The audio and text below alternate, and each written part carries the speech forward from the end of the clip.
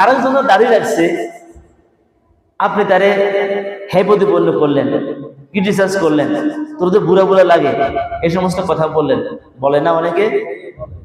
এর দ্বারা কিন্তু ঈমান থাকবে না। ইসলামের কোনো বিষয়, কোনো বিধান আপনি তুচ্ছ তাচ্ছিল্য করবেন, ঈমান চলে যাবে।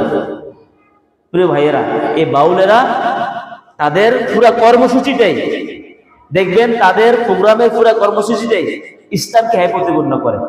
শালি দুলাভাই সাজে, একজনের দুলাভাই হয়, একজনের শালি হয়, পালা গান গায়, দোতারা আছে, তারা বাজায়, ঢোল তবলা বাজায়, যে নবীজি বলেছেন। এরা আবার আশেক রাসূল দাবি করে, এই দিক দিয়ে নবীর বিরুদ্ধে কথাও বলে, আবার আশেক রাসূল দাবি করে। নবী সাল্লাল্লাহু আলাইহি ওয়াসাল্লাম বলেছেন, বড়ইসুলি কাসির মাজামির, আমি আসছে বাদ্যযন্ত্র ধ্বংস করতে, বিনাশ করতে। আর এরা বাদ্যযন্ত্র বাজায় আশেক দাবি করে। এটা আসলে নবীর আশেক না, এটা আশেকের শয়তান, ঠিক কিনা?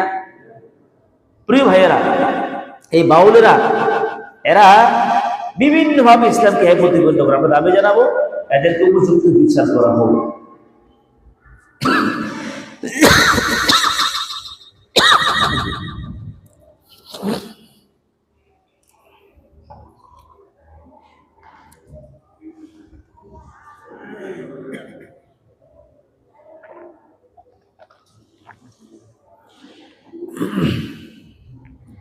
সম্মানিত ভাইয়েরা, সুতরাং আল্লাহ তাআলার গজব আযাব আসে কয়টি কারণে?